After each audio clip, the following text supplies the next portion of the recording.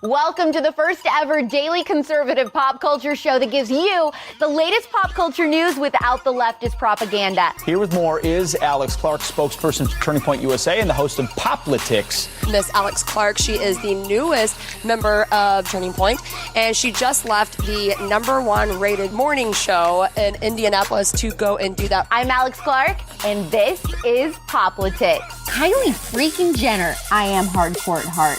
And so is the president. Cara Delevingne, Ellie Goulding, Leonardo DiCaprio, Penelope Cruz, Joe Jonas, Chris Hemsworth. I get the receipts to give you common sense answers to the lunacy of the left. Coward. Leave coward. Leave coward. Leave coward. Coward. Coward. Leave coward.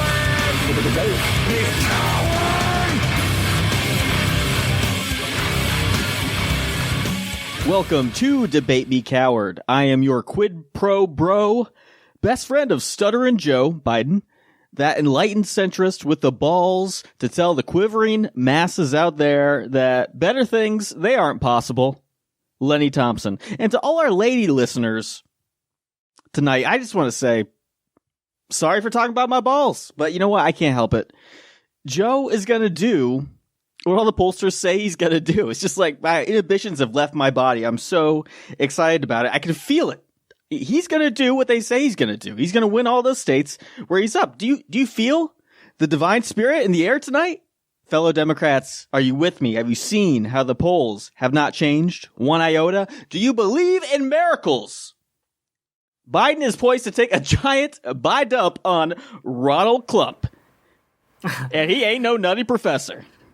Lenny. You know, it amuses me to see you in such high spirits when I can see you're actually very nervous and a scared little boy behind that. You know, I used to be like that. I used to be a nervous, scared little boy faking my smile.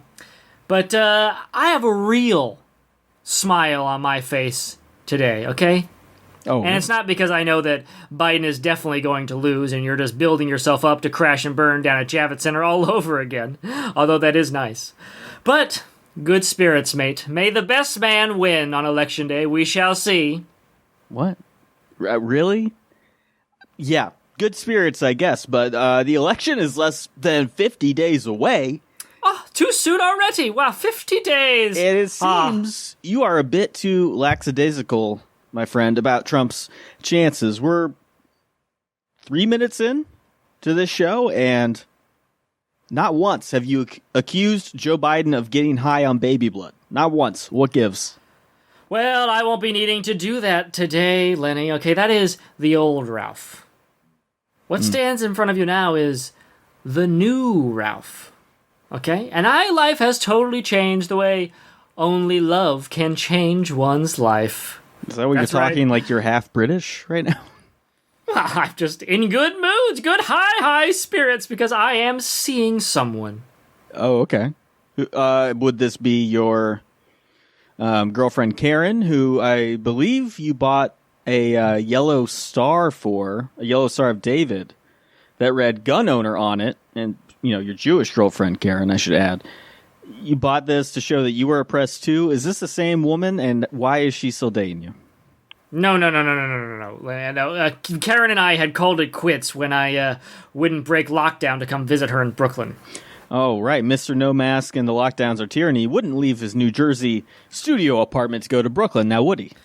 No, I'm talking about the protest lockdowns. Okay, you remember New York City's curfew? Okay, there was no way that I was going to battle an island full of Antifas just to see Karen. Okay, now I must say that the new woman in my life doesn't actually know me, but I have been watching her very closely. Are you sure you want to admit to stalking someone on a public podcast? Also, are we going to talk about anything of note, like the election today? What does this have to do with anything? We won't be talking about the election today. We'll have 50 days to discuss the election, Lenny. Tis, no. Here's the thing, Lenny. I may be the only one watching her now, but soon she may have a much larger audience. I'm talking about Alex Clark. I know a man For- named Alex Clark, but No. This is a woman, clearly a female. I'm sure she uses. Well, it would have been correct fine if restroom. it would have been fine if it wasn't a woman. You're in love with another human, and that's what matters. But okay, Alex Clark, tell us about this Now young lady. Well, she's a former radio DJ. She hails from Louisville, Kentucky, okay? And she's now the host of an Instagram show, Poplitics. Pop culture without the propaganda. Ever heard of it? Nope. Doesn't sound like a news show, though. Well, it is a new show, okay, even though it just happens to be on Instagram. It's a fun little show produced by Turning Point USA, the conservative nonprofit organization founded by Mr. Charlie Kirk. Okay, if you may remember him from a little thing called the RNC convention, where they invited him to speak. Yeah, the guy who was bankrolled by dinosaur, rich, billionaire, conservative donor. Dinosaurs? To push lies about COVID-19, for example, and, the guy whose very same rich, wealthy donor died of COVID-19 a few months ago. That Charlie Kirk? Well, I don't know about that. What about Betsy DeVos? You're not calling her a dinosaur, are you? Well, yeah, I am. And if she died of COVID, that'd be no hair off my back. But you're talking about the propaganda outlet derisively referred to by some online as Toilet Paper USA. Well, that is just cruel, and we won't be giving any credence to those type of... What I would say that they support young students all across this country and are on 1,500 U.S. campuses. A nice little grassroots organization that may or may not be getting funding from billionaires. Yeah, so the Washington Examiner has called them an organization that polls kids too young to know any better into a group that's deeply troubled and dishonest at its core. That's a conservative outlet saying that. This is Turning Point USA we're talking about. So I want to make sure we're talking about the same things here. Okay, yeah, we are. We're talking about the same things. Okay, thank you for chiming in, Lenny.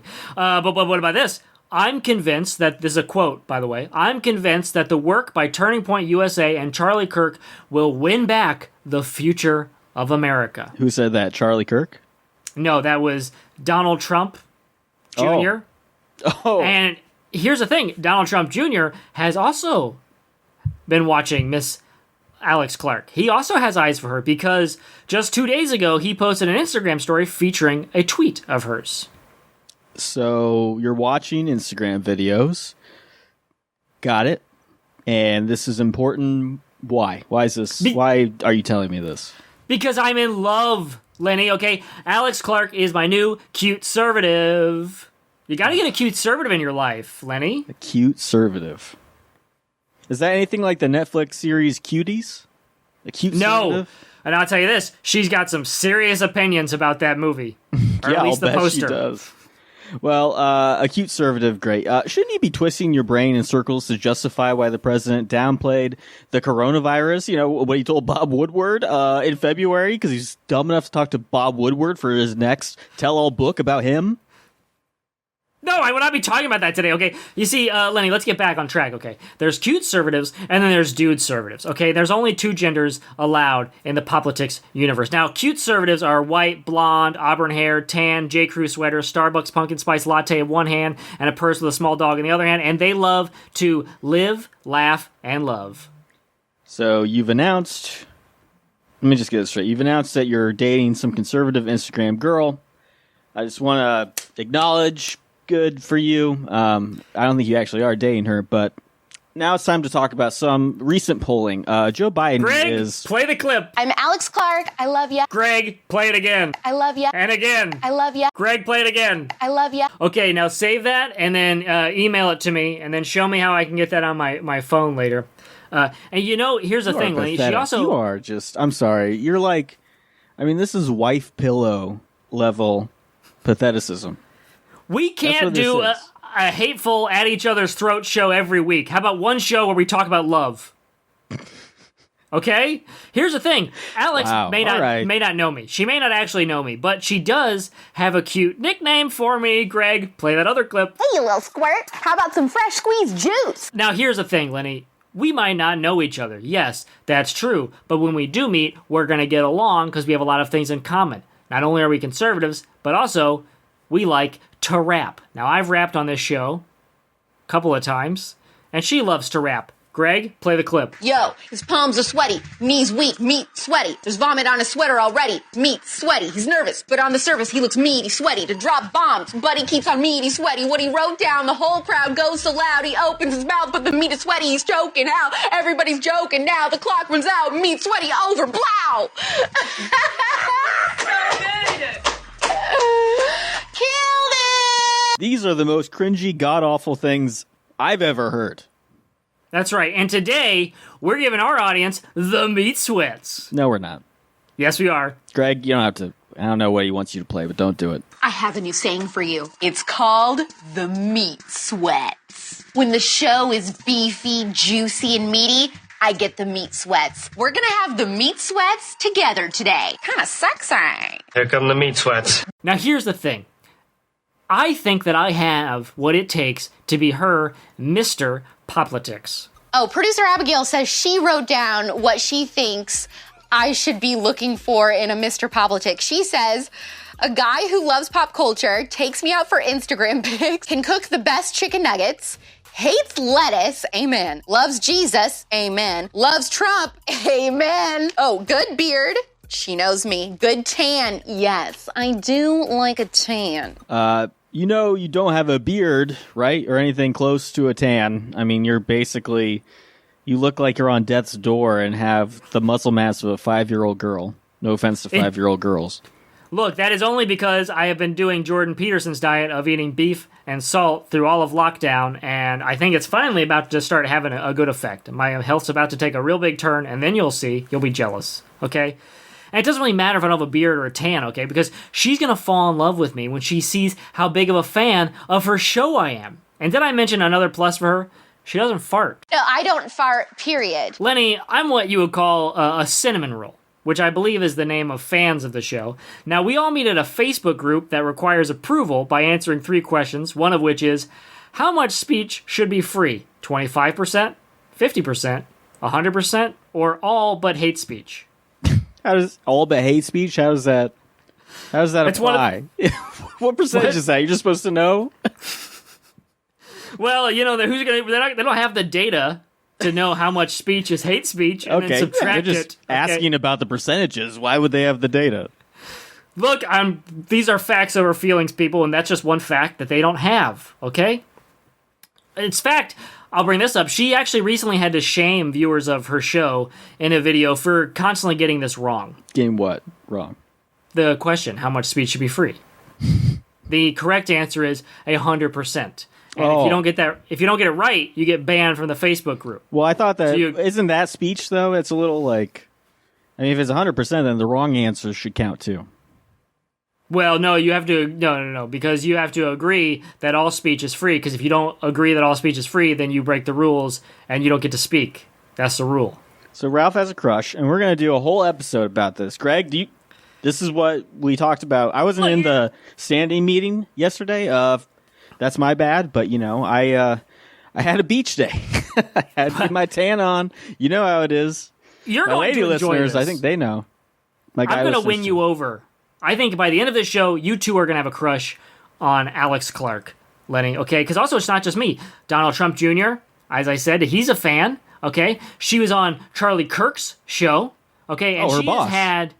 she's on his boss's show. And also, the show has featured Congressman Matt Gaetz and Dan Crenshaw.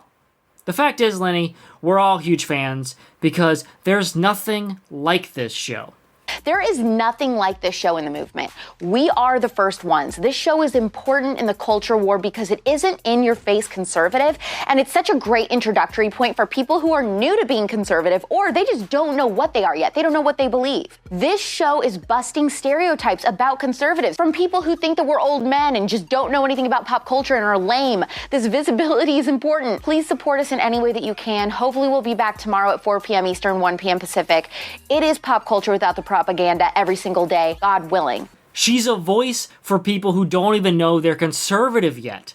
Now, Trump may talk like a guy at the bar, saying build the wall, law and order, keep America great, but Alex Clark takes that same message and says it like a girl at brunch, okay?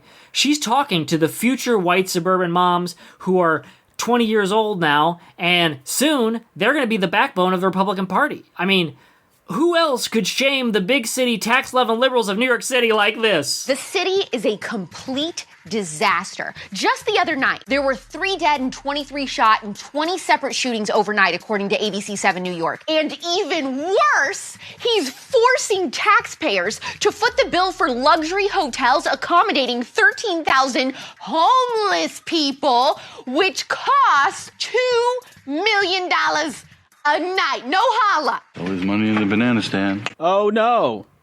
We're spending tax money on the homeless. How dare we? Well, someone call Cuomo, so he can't do anything about it because I hate this lady. You know, I'm sorry to hate you, frankly. Hate is a very strong word, and I'm going to win you over because I'm full of love right now, so I can't even feel your hate, okay? Oh, you will.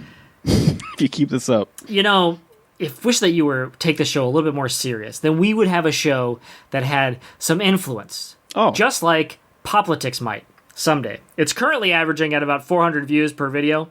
But look, just as Ben Shapiro, Jordan Peterson, Charlie Kirk, and the others have tapped into the confused anger of young white men and fanned those flames to promote a divisive, nationalistic right-wing ideology, Alice Clark can do that for young women. Who knows how high Miss Clark might climb? Can you imagine if she inspires her first mass shooter? Okay? That's when you know your show is really resonating with your audience. Call me crazy. I don't think that should be the bar for new conservative grifters. Inspiring a mass shooting. That seems pretty morbid. Lenny, you are crazy. We live in morbid times, okay? How many anarchist jurisdictions are in this country? 0. Well, we talked about that in the last episode. We don't need to go back in that again, okay? But the bar has already been set, Lenny, and there's no turning back now. We don't have Combs around to talk Sean Hannity off the ledge anymore. But you do have me.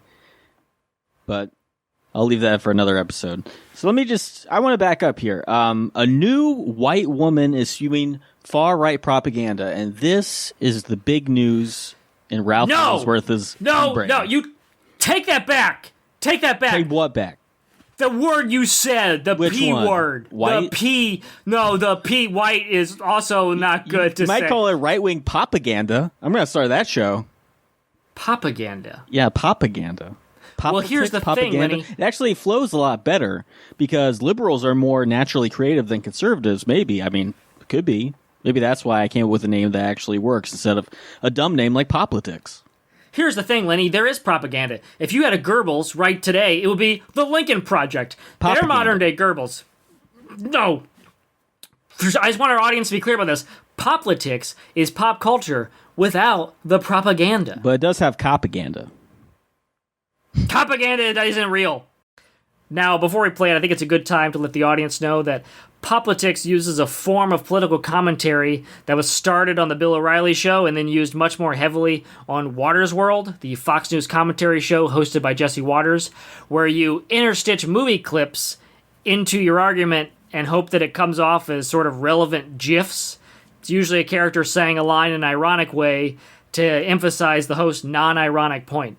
It's a 60-year-old TV producer's idea of what content for Gen Z should be like. Twitter fact-checking the president's tweets will expose the truth to the American people, but it's not going to be the way that they wanted to. You see, it's now become apparently obvious to even people who don't pay attention to politics at all, or maybe they don't even like President Trump, that something weird is going on here. There's some people pulling the strings. They're trying to promote a certain agenda. Now, conservatives have been talking about it for years, but people's eyes are being opened. My eyes are wide open, I promise you.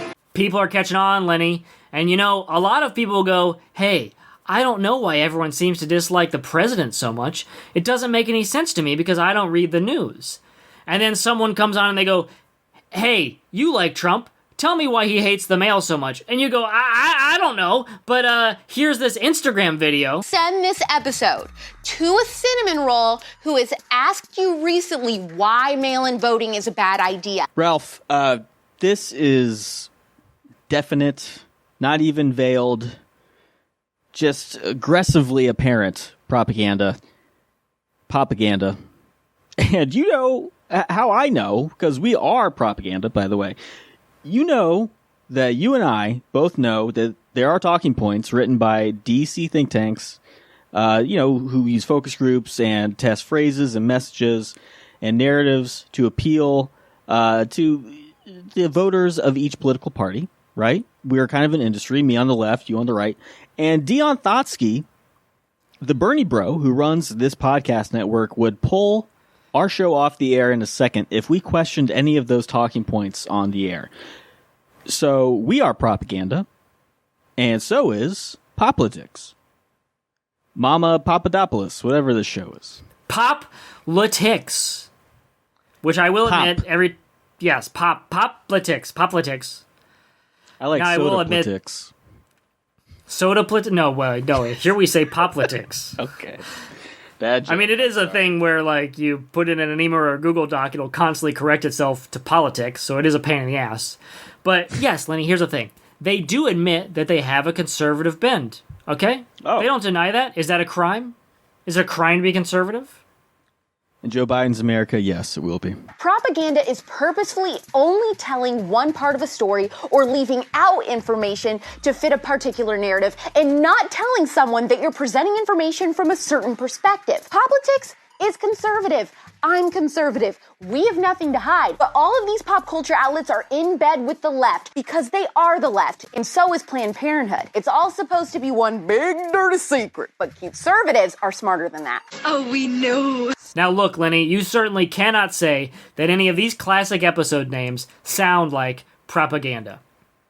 Episode 45, Ricky Gervais roast Hollywood and sacrificing dead babies for fame. Episode 176, Kanye is wrong. Legal abortion isn't safer. Episode 203, My Antifa Lover. Episode 121, Drive-by shootings and Tom Hanks' blood. Sorry, I just want to say, episode 203, I think I saw that in Cinemax last night. My Antifa Lover? Yeah. Episode 145, Black Lives Matter, but do black boxes? Episode 168, Proof Black Lives Matter is sketchy and don't poop the bed. Episode 130, Is Trump hot? No. Episode 141, Is Hillary Duff sex trafficking? And is Doja Cat alt-right? Wow. Glad we... Why are we doing this? Did Alex Clark break the news and find out that Hillary Duff was sex trafficking? Or was she just trying to add to this needless celebrity hysteria that she uses to fuel fringe conspiracy circles and, you know, Turning Point USA and this whole right-wing ecosystem, particularly QAnon, which I know you love. You are a true believer. You take the Q drops right in your eyeball every fucking day, like a sheep. Well, we'll see who's laughing when Donald Trump introduces JFK Jr. and the Rose Garden and everyone's brain explodes. Greg, play the clip. I mean, I absolutely think that there are some Hollywood stars trafficking their own kids or involved in sex trafficking in general. I just don't think she's one of them. But just so you know, it's not just A-listers who do this stuff. I mean, it can be your neighbors, your pastor, your teacher, or even your own college roommate could be a victim of human trafficking and you don't even know it. And if you're passionate about the issue, human trafficking is such an important cause for pro-life conservatives to get involved in. And you know what else significantly helps curb child sex trafficking in this country? A border wall to Mexico. The T is lava. Boy, that escalated quickly. The border wall. The border wall. Okay, Ralph, according to the Bureau of Justice in the year 2015, when you'd assume cross-border traffic would be at its worst, before your savior, Ronald Drumpf the Plumpf came in, your god. Yes, the Golden Boy himself. 94% of criminal defendants in trafficking cases were U.S. citizens, by the way. So this is just more grade A bumpkiss. That's all it is. That's all they have, folks. That's all the right has. Well, Lenny, here's the thing. That stat you said, where was that from? Which biased newspaper did you pull that from? It wasn't from a newspaper. It was from the Bureau of Justice.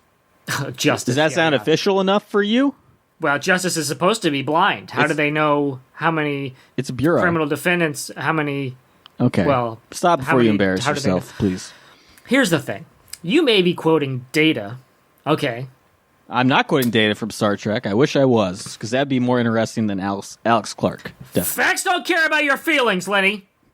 A lot of children being trafficked over the border just feels right. You may have the fact, but we have this feeling that it's actually that you're wrong. And you know what else? Mrs. Clark gets that you and the rest of the media doesn't get? That this is a scamdemic. Greg, Play the clip. It was a scamdemic, folks. The greatest lie in American history. All right, that's got to be true, right? All right, let's go with that one. What am I talking about? I'm talking about how the CDC quietly admitted that out of over 160,000 deaths in CDC data that they were saying was due to corona, only 6% of them actually were. Let me be clear. The virus is real. The hysteria is not. The media weaponized this virus all because the left wants to win an election. We let the experts destroy the country, destroy our businesses, and destroy our schools for a virus that poses very little threat to non-at-risk people. What was the point of that? In a surprise to absolutely no one, the mainstream media and overlords over at Twitter are already working double time to try to say, no. This is what they meant. That getting COVID leads to other things that can make you sick, so that's why all strictly just COVID, okay? We knew this. We knew that high-risk or elderly people were more susceptible to serious complications from the virus. But never in human history have we quarantined the healthy for the sick. Keeping schools closed and the economy shut down isn't about saving lives at this point.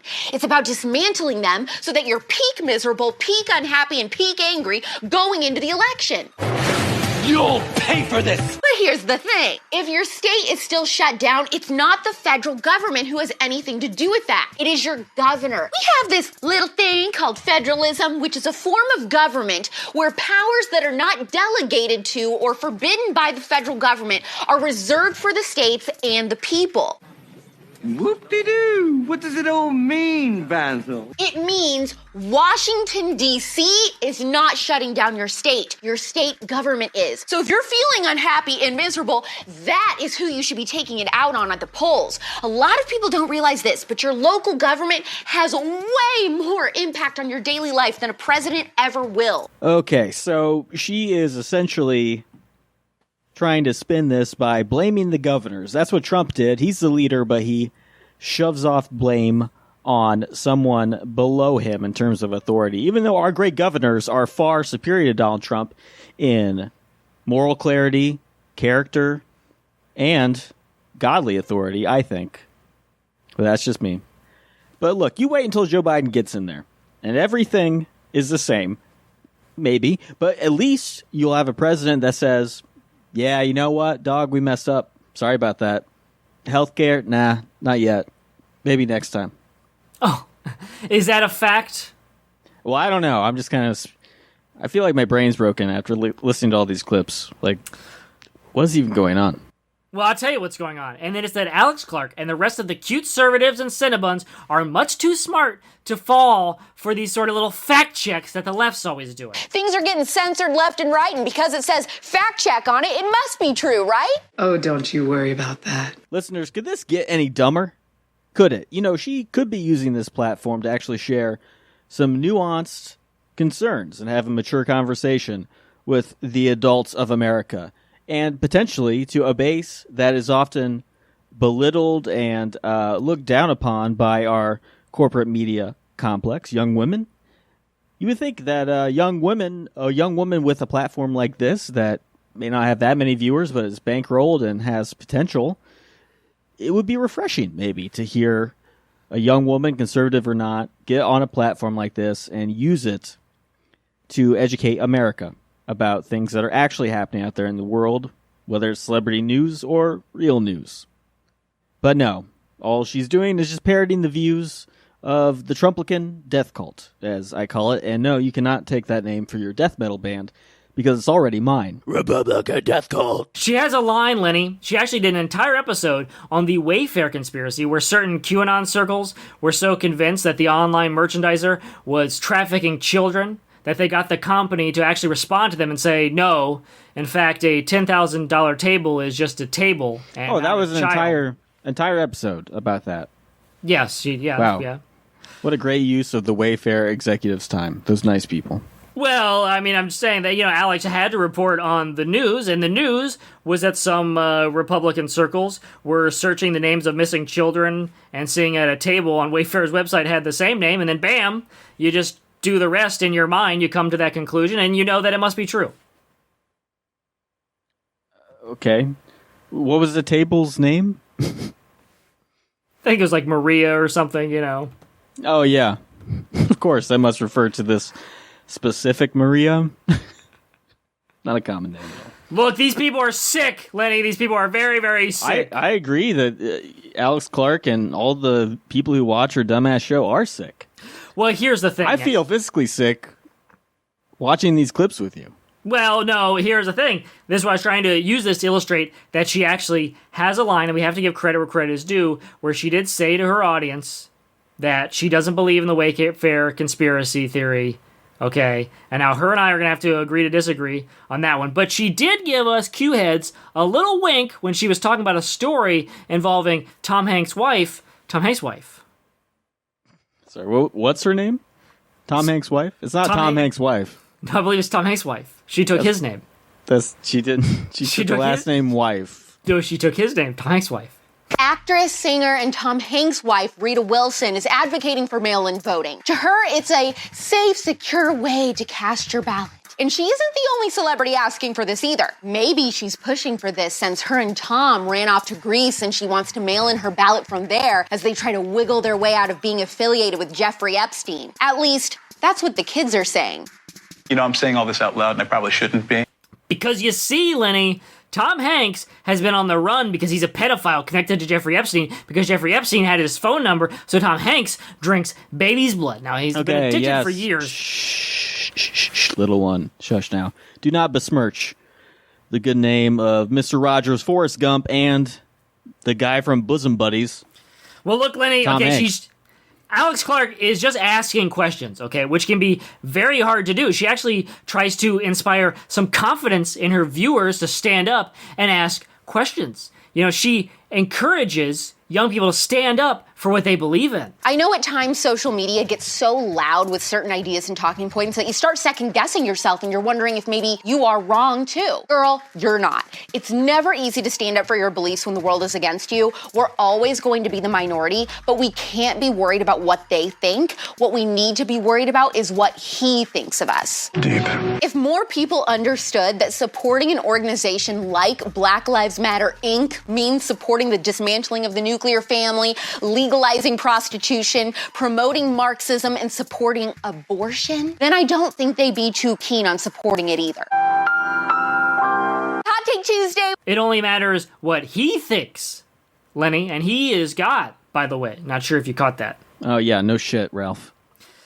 There you go, folks. The left has resorted to dirty language. It only matters what God thinks, and God thinks that Black Lives Matter is a group of Marxist anti-family abortion lovers. Marxist anti-family abortion lovers. These are the things that Trump calls people on the left now, I guess. This is clear propaganda. It's tied to the conspiracy that went mainstream when former Toilet Paper USA director, communications director, I should say. She's not even as high as a director in the hierarchy. Candace Owens, when she retweeted a video with more than 2 million views implying that money from Black Lives Matter goes directly to the Democratic National Committee, which it does not. So, OpenSecrets.org, which is a campaign finance transparency website, they have records of who's donated to who's spending money on what, confronted Candace Owens about this lie directly, stating none of the money brought in by Black Lives Matter in recent weeks, none of it is going to the Democratic National Committee. Because why would it? And here's the thing about propaganda, Ralph. It doesn't matter if it's true. It only matters if it spreads. And this one started in the far-right fever swamp of 4chan, as it always does, and made it all the way down the bunghole of America to the tweets of Tommy Loren and Charlie Dumblefuck Kirk. Greg. Super exciting conservatee today about our founder at Turning Point USA, Charlie Kirk. Charlie Kirk! Get me Charlie Kirk! What's up?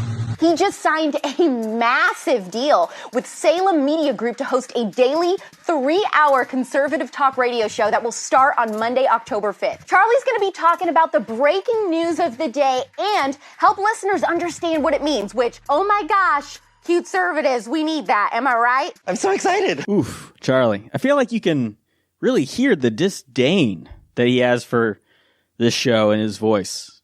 It pains him to produce it. Why am I doing this in my life? It felt kind of good. Greg, play it again. What's up? Oh, yeah, he hates this.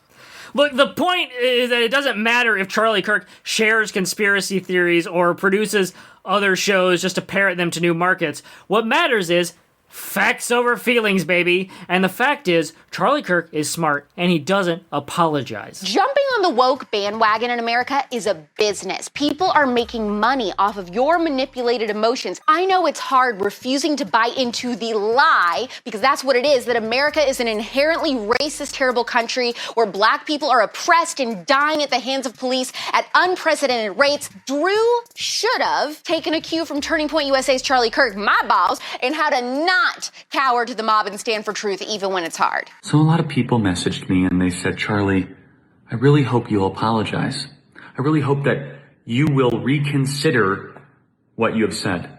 Well, this is me not apologizing, in fact, doubling down. That is a good rule for everyone watching. Do not apologize to the mob. You can ignore the mob like I do every single day, but do not apologize to them.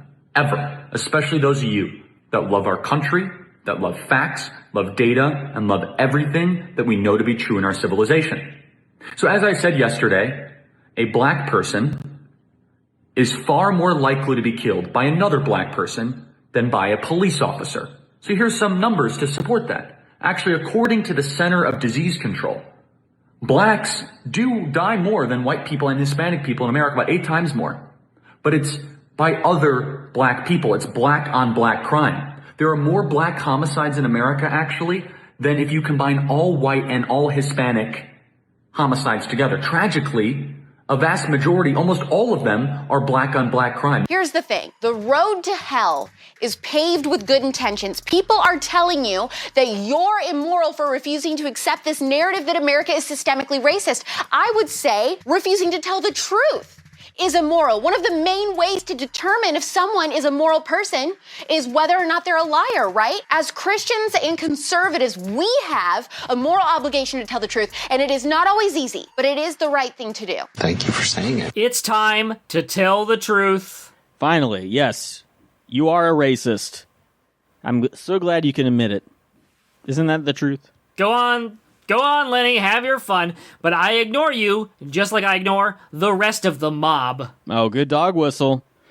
Great dog whistle. I wonder what the mob is you're trying to make listeners think of in their brains when you say that. I don't know. The Sopranos? Is that what you're trying to make them think of? I can't be held responsible for what the audience thinks, okay? Now, he doesn't... The thing about Charlie Kirk, what I think we should all inspire to, is that he doesn't think about the mob ever. He's too busy ignoring it when he's not tweeting about it or talking about it on his podcast or boring students about it in his college lectures. Showing up at a college, a right-wing private college, as a guest speaker because you're popular on the internet or with old conservative donors doesn't mean you give college lectures. Look, okay. The fact, we try and stay on track here, Lenny. The fact is, Black Lives Matter protests, or race riots, as Alex Clark has referred to them. Shut up. Race riots. So now, that's what she says.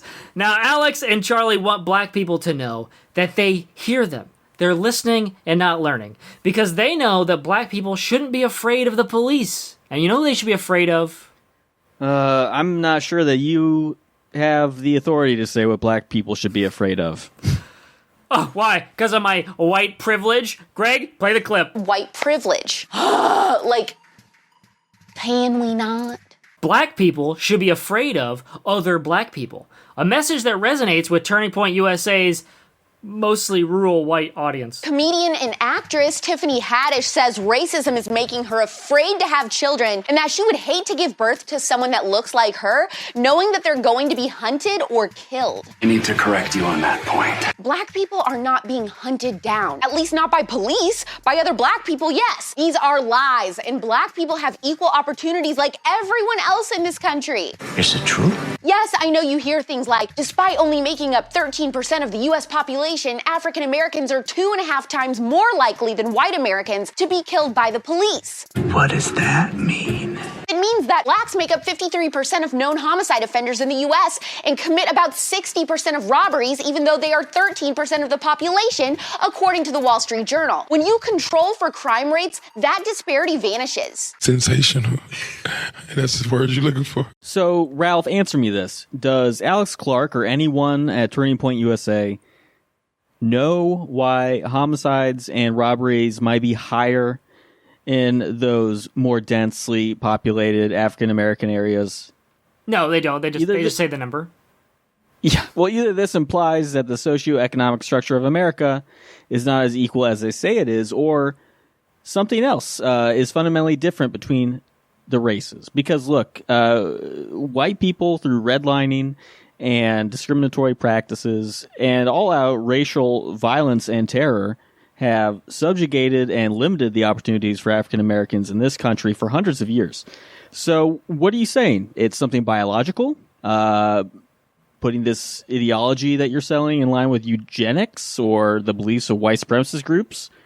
That's literally what this is. You're basically saying they're inferior if it's not a socioeconomic situation. So which is it, Ralph?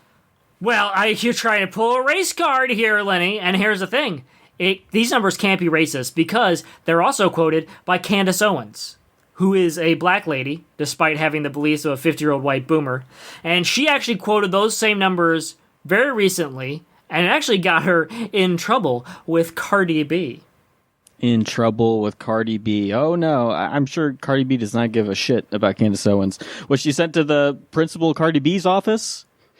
You know, you guys really love cancel culture deep down. You say you don't, but you do. You just want to be on the other foot. You want the shoe to be on the other foot. You want to be the ones canceling people. Cardi and Candace also talked about police brutality, which Cardi thinks is a massive issue in this country. Candace told her that, statistically speaking, Cardi's husband Offset is more likely to kill her than a white police officer. Because the biggest threat to the black community isn't white cops, it's other black people. This is the first I've heard of it. You know Candace mopped the floor with Cardi's WAP. Just saying. Sorry, what? Well, that she was saying that Cardi B should actually be more afraid of her own husband than a nice white police officer. She's what? Because he's black? That's why. Yeah, he's black. Yeah. Okay, yeah, I heard her. Okay, I'm just glad to hear you admit it.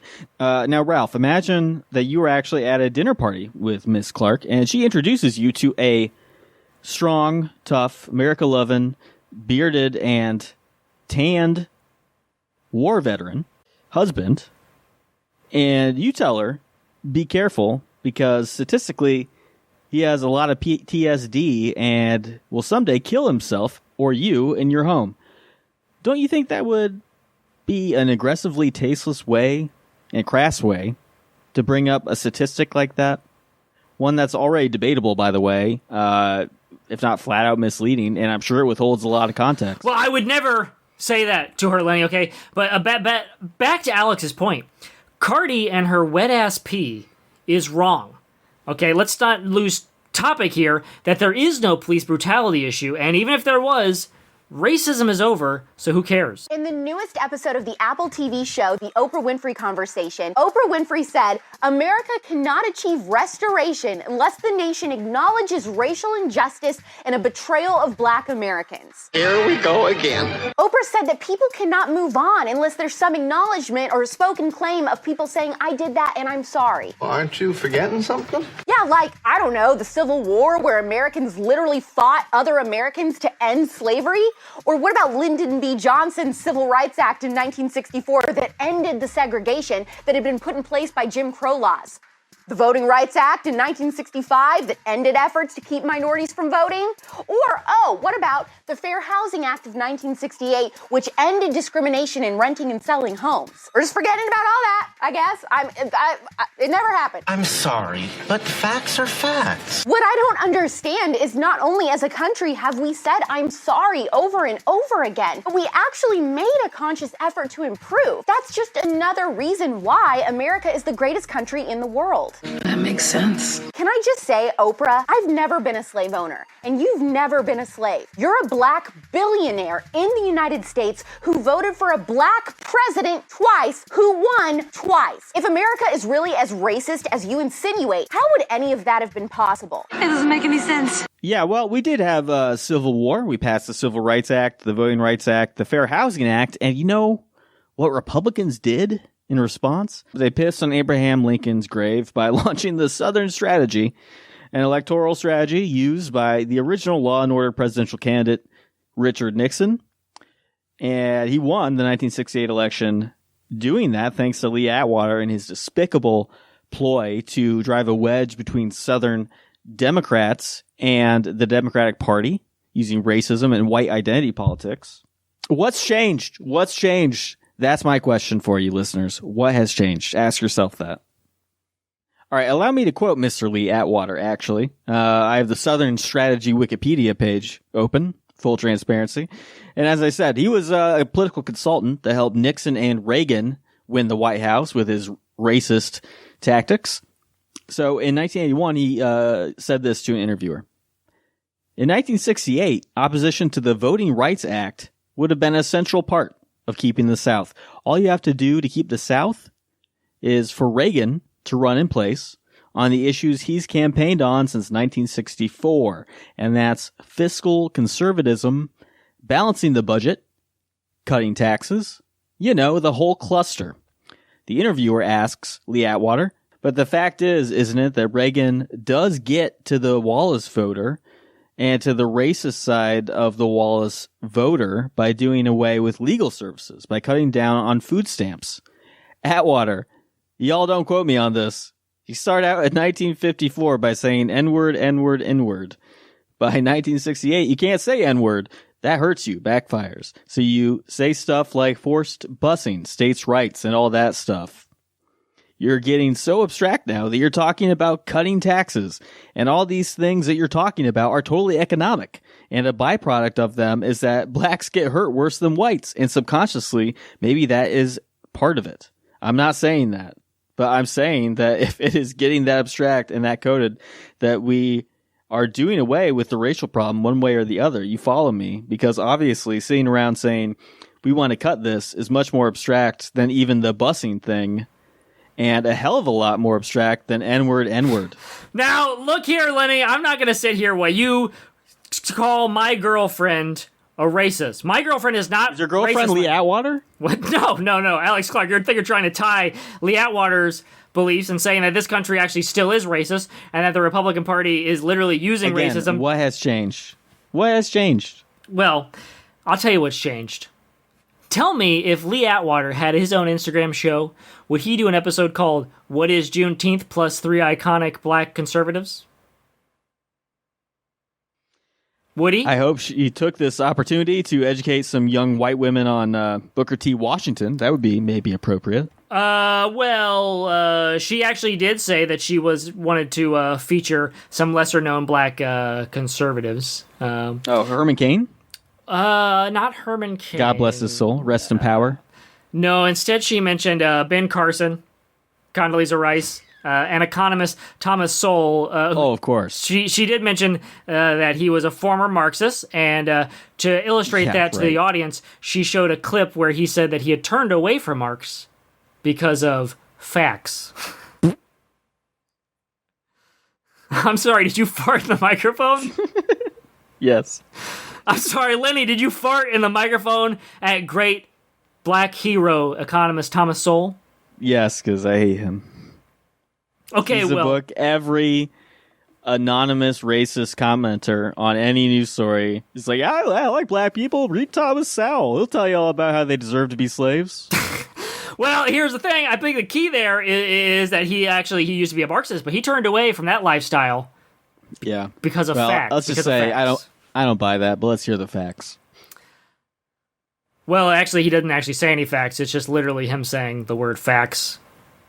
Greg, play the clip. Number 2 is the man, the myth, the legend, Thomas Sowell. He's an economist and author who's also known for his controversial views on race, ethnicity, and socioeconomic status. And if the mainstream media considers him to be controversial, you know that means he's fire. Typical liberal media. He's been proving for years that the color of your skin doesn't have to doom you to a life that's less than, and that it isn't white people or systemic racism that are holding back the black community. It's welfare, fatherlessness, and today's so-called social justice. Even crazier, he used to be a Marxist, but his reasoning for what was the catalyst to change him into a conservative, the spiciest. What was your wake up to what was wrong with that line of thinking?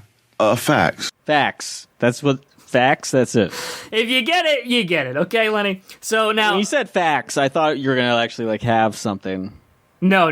Just like the famine in the 1930s in Ukraine or something. No. He doesn't say any of that. No, we don't. They don't have time for that. It's just a 10-minute show. They can't really get into it. Now, let me read to you from a meme featuring Alex Clark from the Turning Point website. She says, or the words appear next to her face to make it look like she's saying this. According to the race-obsessed left, holidays are racist, punctuality is racist, being number one is racist, respecting authority is racist, planning for a future is racist. Is there anything in their crazy world that's not racist? Wow. Another incredibly skewed view on what racism is. Color me shocked. Or actually a very intelligent view on race, I would say. And she actually knows who... She should know. She's a racist, right? No, but she knows who the real racist is. President Barack Obama. If you want to talk about racist presidents, let's talk about Barack Obama, who listened to Reverend Jeremiah Wright's vile sermons every Sunday for years, where he viciously attacked whites, Jews, and America. Barack Obama loved hitting up Chicago with Reverend Louis Farrakhan and went to his rallies where Farrakhan regularly went off on Jews with anti-Semitic attacks, calling them a gutter religion and white people devils. I'll give Megyn a pass on this, though, because the corrupt fake news media basically never reported on it, so how could she possibly know? Well, I'm honestly surprised to hear the name Louis Farrakhan on her show, I guess. Isn't that a little old hat? No. It's not. These are the guys who Barack Obama listened to at the time. This is who is whispering in his ear, don't tell everyone you're secretly a Muslim. Now, you shouldn't be surprised that Alex Clark feels this way because she's a good Christian conservative. And because of that, she loves the Jews. People that Louis Farrakhan does not. He doesn't love the Jews. Well, she doesn't love the Jews per se, but Israel, she loves Israel. Now listen here how she takes down Seth Rogen, who I think is obviously more Rastafarian than he is Jewish. He said that as a Jewish person, he was fed a huge amount of lies about Israel his entire life, that Israel makes no sense and it's stolen land and tons more. Then he claimed on Twitter that it was all a joke. This has been the worst, most backwards day of my life. Well, if he was joking, it sure didn't sound like it. And if he wasn't, let me just give you a couple facts to clear up any confusion. Israel is the only nation that operates as a democracy in the Middle East. Israel wasn't just given to the Jews, it was a decision made by the United Nations. Palestinians can still live in Israel and have complete and equal rights, unlike Gaza, where Israeli Jews aren't even allowed to enter. Without Israel's free markets and desire to remain innovative, our lives would be worse off. We have Israel to thank for products like Waze, anti-collision technology, medical equipment that saves lives, and much more. Yes, it really is a shame that the Palestinians haven't had the time in between, the bombings in their open-air prison to invent ways so that they, too, would be deserving of our respect and empathy. And $2 billion in funding a year. If only. What a shame. And moving on, Miss Clark is the perfect conservative woman because she has the number one quality that conservatives look for in a woman. Faithful devotion to a death cult? No, being anti-abortion. Here we go. Folks, you hear that? Here we go. That right there is the liberal bias. Now, Greg, play a fun movie clip. We don't have any of those? We need a budget? We got to tell Dion to call Bernie and have some of his billionaire buddies get us some of that anonymous funding. Greg, play this clip so we can get on with this show. Women are dying today because of so-called safe legal abortions. The admitted death rate from second and third trimester abortions is only slightly lower than deaths due to car accidents. Unsafe practices run rampant in the abortion industry. They've been caught hiring and using unlicensed physicians or physicians who have lost their licenses. And the incredible fact is that in some states, an abortionist doesn't even have to be a physician. If this kind of thing happened in any other industry, they would be completely destroyed and disbanded. But abortion is totally protected by the courts and by the media. The back alley abortion doctors that pro-abortion people talk about are still in practice, only now they're tax exempt and government subsidized. Take it, sleazy. And I'm out. Wow, I wonder why getting a safe and legal abortion is so difficult. Well, we may never know. We do. It's called constantly telling the government to cut funding to organizations like Planned Parenthood and limiting access to abortions on a state-by-state level, making it nearly impossible to obtain one in several southern states. We call this an abortion desert. It's weird how it's connected like that. Almost funny, Ralph. Like, you cut the abortion clinics, people don't get as many abortions, and people suffer. Well, look, you can't deny that the deaths from second and third trimester abortions is only slightly lower than car accident deaths.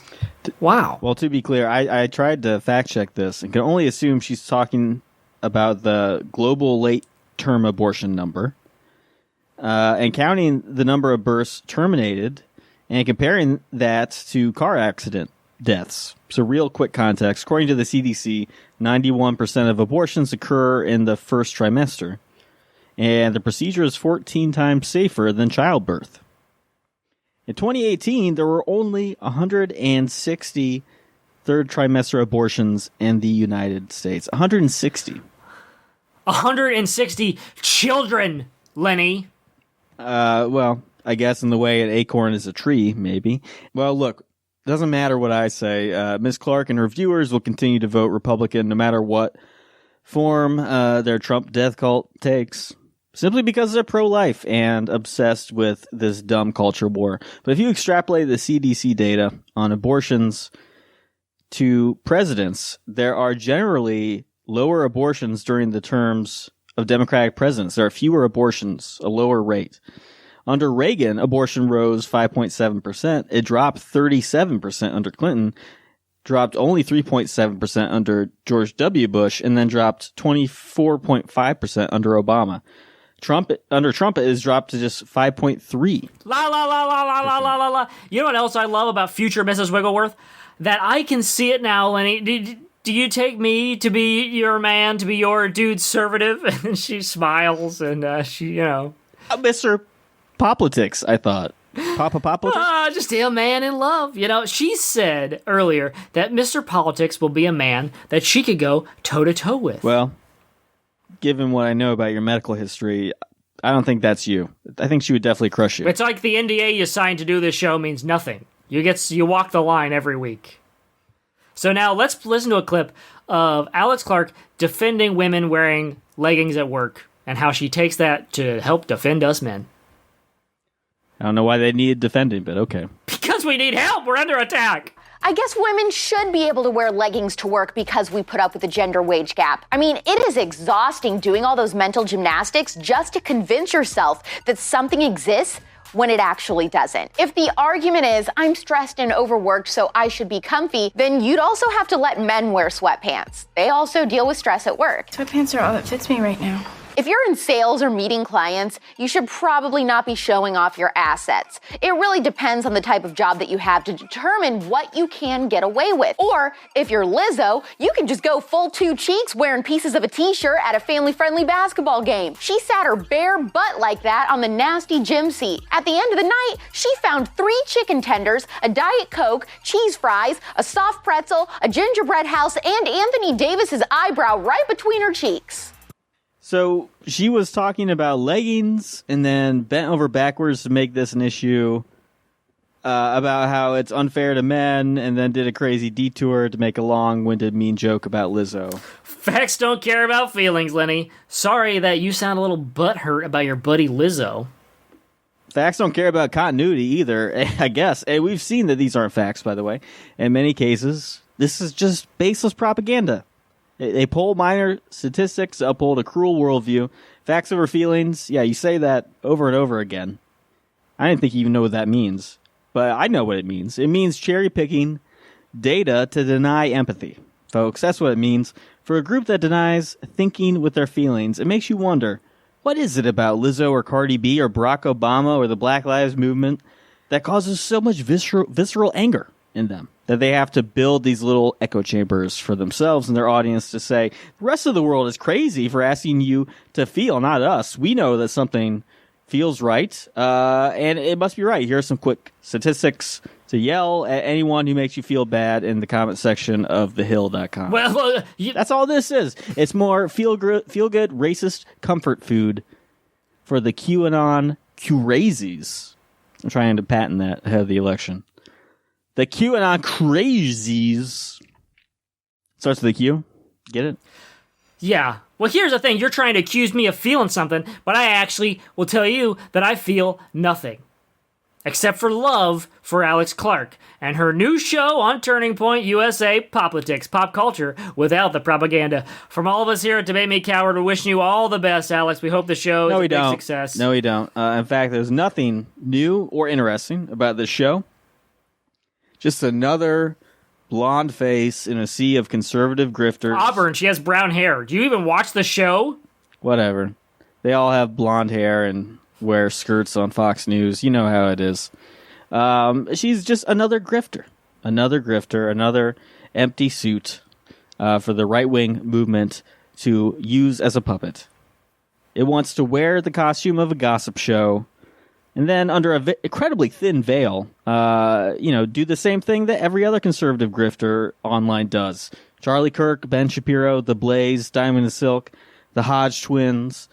Gossip is all baseless hearsay, and so is political opinion.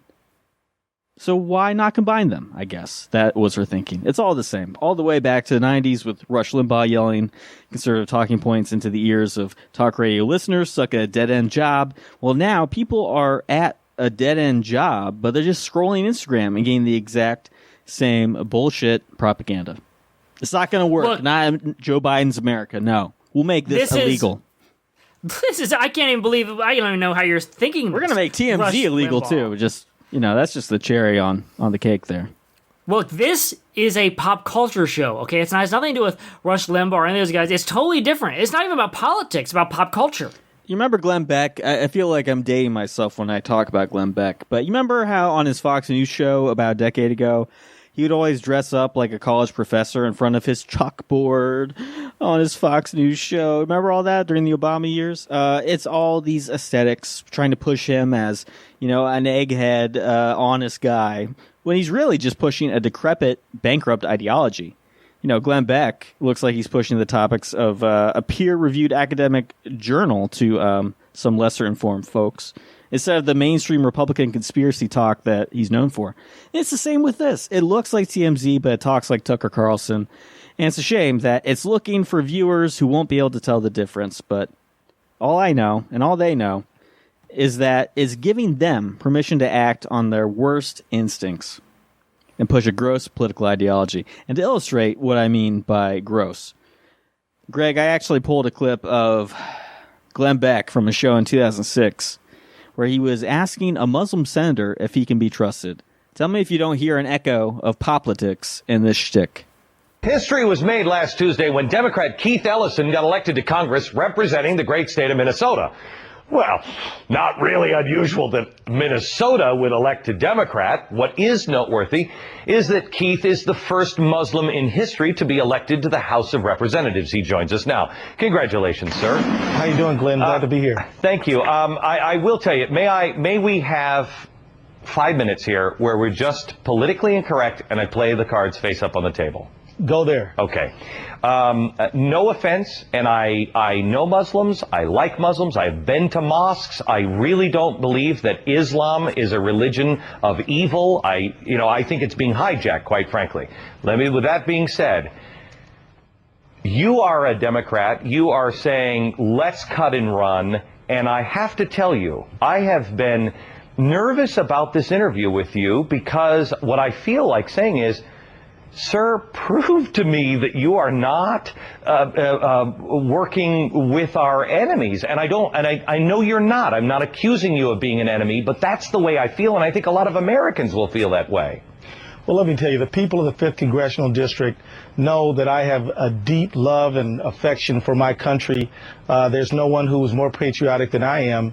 And so, I don't need to prove my patriotic stripes. And I'm not asking you to. I'm wondering if you see that. You come from a district that is heavily immigrant with Somalians, and I think it's wonderful. Honestly, I think it is really a good sign that you could be an icon to show Europe. This is the way you integrate into a country. I think the Somalians coming out and voting is a very good thing. With that being, I'd agree with you. Glenn Beck was just saying how he felt. And there goes facts over feelings. Full circle. Here we go. I feel that you suck. How about that? I'm feeling something now. I'm not in love anymore. You know who sucks? You suck. Ralph sucks. That's who sucks. No, you suck 100% of my foot going 70% up your ass. How's that some data for you, huh? Is that what you want, Lenny? Is that what you want? Fine, I'm not in love anymore. You broke me. Okay? Good. Fine. Is that what you want?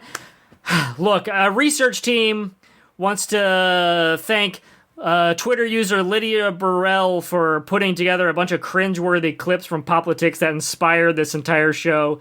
And I just want to remember the good times. And so I think to play us out, let's listen to an episode where Alex Clark explains the plot of the movie Trains, Planes, and Automobiles to her audience.